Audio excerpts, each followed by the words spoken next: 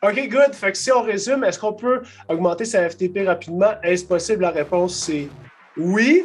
Si on définit rapidement comme, disons, quelques semaines ou quelques mois, là, si on a des gens plus entraînés, ça peut être un peu plus long. Si on a des gens sédentaires, ça peut être autour de quelques semaines. Puis les critères pour réussir à augmenter sa FTP, c'est l'évaluation, le volume et ou les intensités spécifiques, l'alternance. Est-ce qu'il me manque quelque chose à part ça? Je pense que c'est bon. Puis l'évaluation, non seulement pour savoir nos forces et nos faiblesses, mais aussi de savoir à quelle puissance on doit faire ces intervalles-là, justement.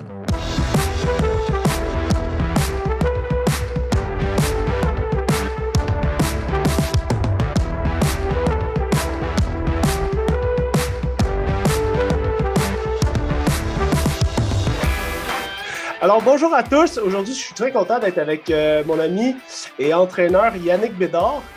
Récemment, sur notre chaîne YouTube, on a posé des questions sur l'entraînement et la question qui a eu le plus de réponses, en fait, c'était si je me retrouve avec un coach certifié UCI, j'ai 10 minutes pour lui poser mes questions. La question à 38% que les gens ont répondu, c'est comment faire pour augmenter ma FTP rapidement et est-ce possible? Alors, je te laisse 1 minute pour répondre à cette question-là, puis après ça, on va pouvoir, disons, aller plus en profondeur dans le sujet. Fait que rapidement, comment tu répondras à cette question-là? En fait, il faut savoir, bon, clairement, le FTP, c'est une valeur, un facteur de performance qui est super important à améliorer. Dans le contexte où le cyclisme, c'est un sport d'endurance, c'est sûr que d'avoir un FTP le plus haut possible, c'est très utile, c'est très pertinent de faire ça.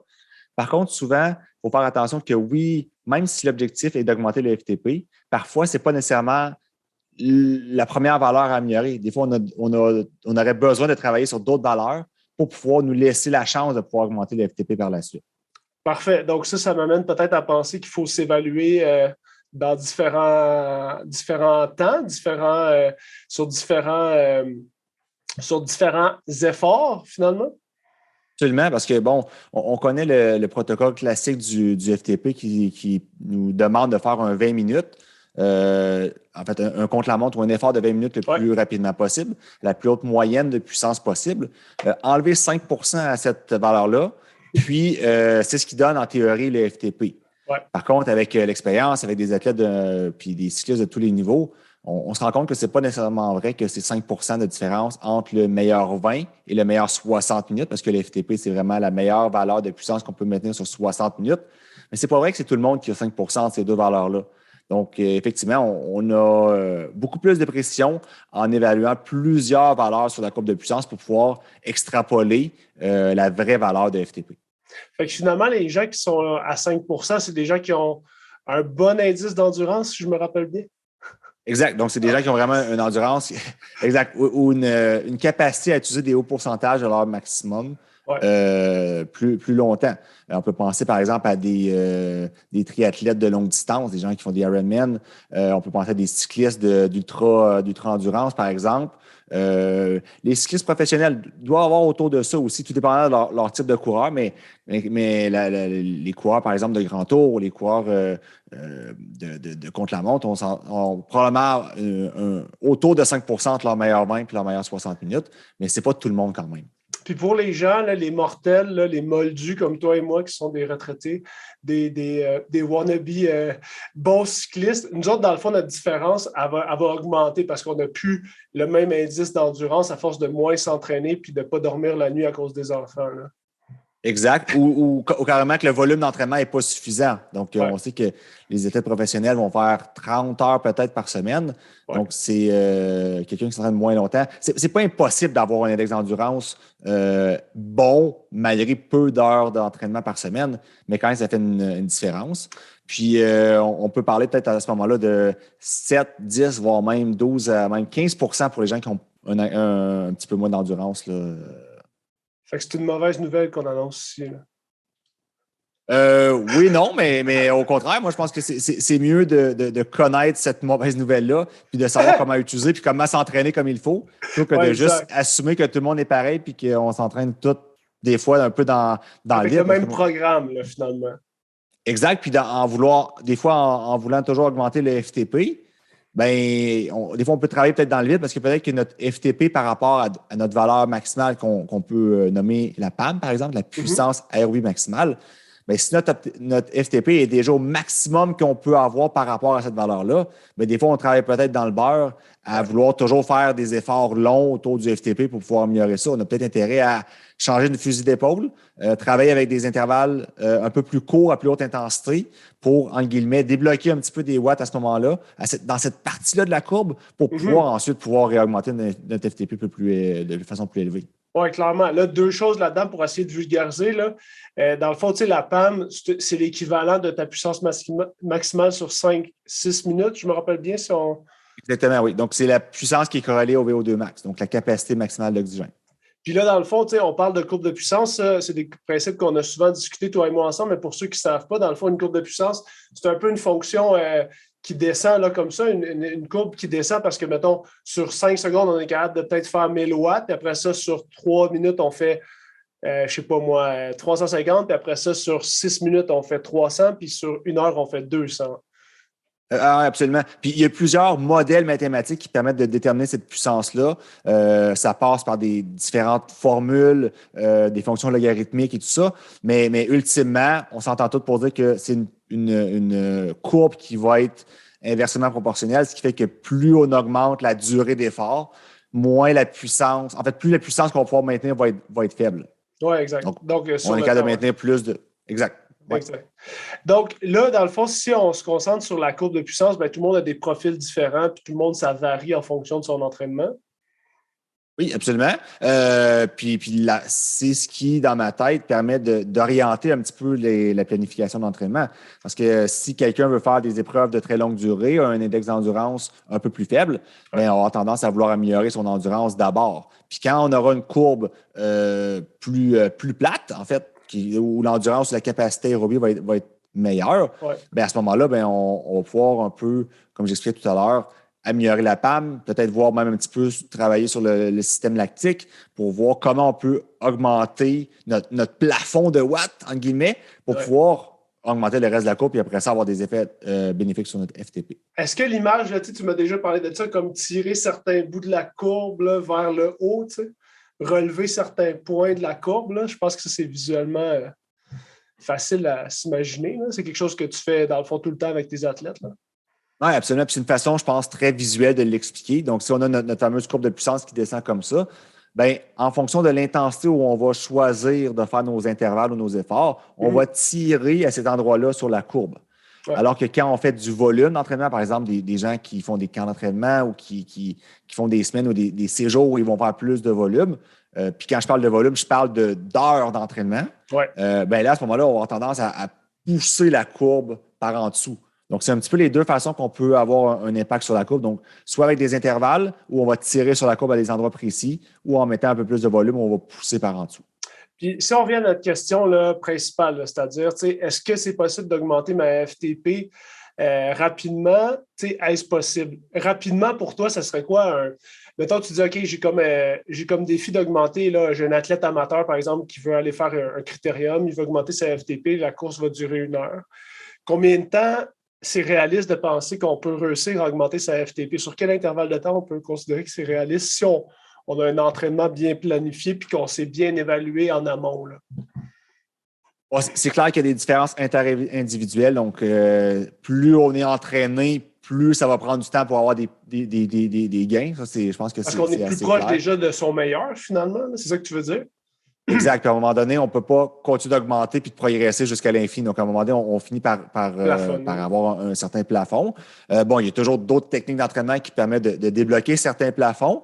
Mais c'est sûr que si on prend quelqu'un de sédentaire, bien, c'est facile, en guillemets, d'augmenter sa FTP dans 1 mois, par exemple, parce que la personne va passer d'un niveau de forme assez faible. Donc, quelques petits intervalles juste pour bien précis, bien déterminés, puis on peut avoir des gains quand même assez rapidement. Donc, en quelques semaines, c'est réaliste?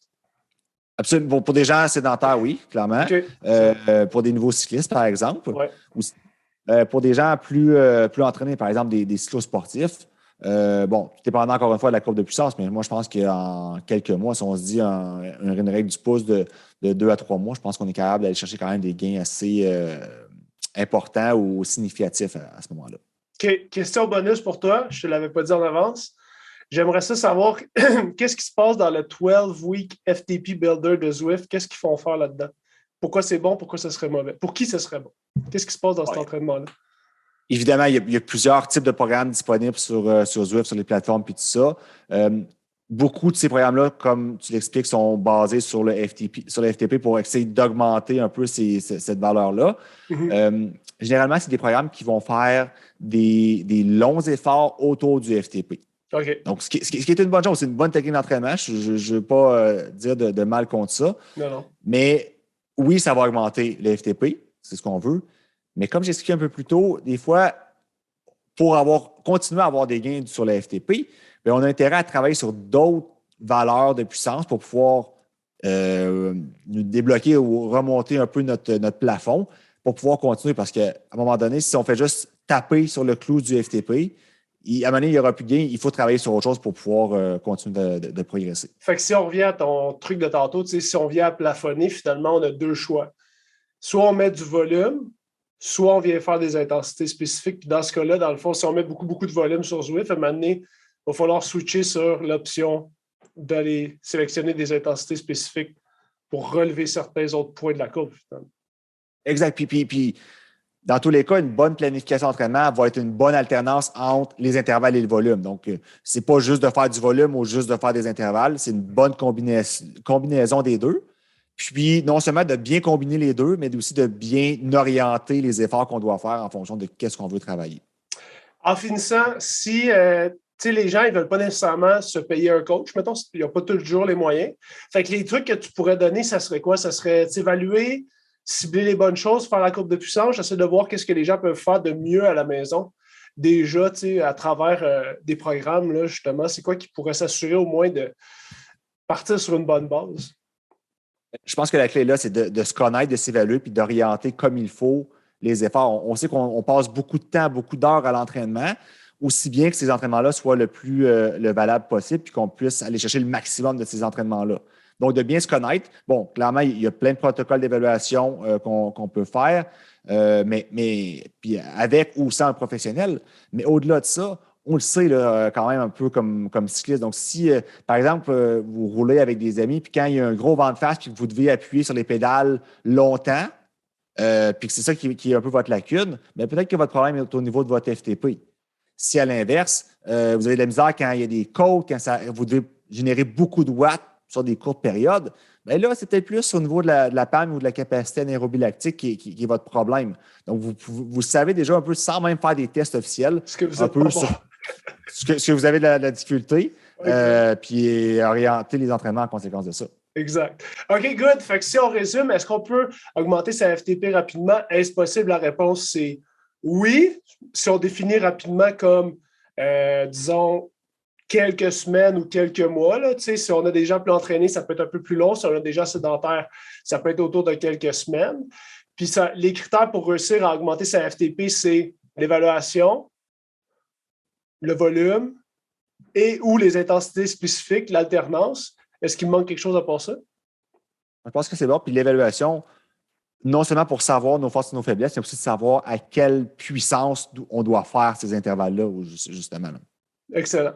Là, Yannick, juste avant de quitter, j'aimerais ça savoir, tu sais, tu es un coach récemment certifié UCI. Ça représente quoi, ça? Parce que là, tu avais fait un peu tout ce qu'il y avait à faire au Québec, au Canada, en termes d'entraînement. Tu es déjà kinésiologue, tu as ton niveau PNCE niveau 4.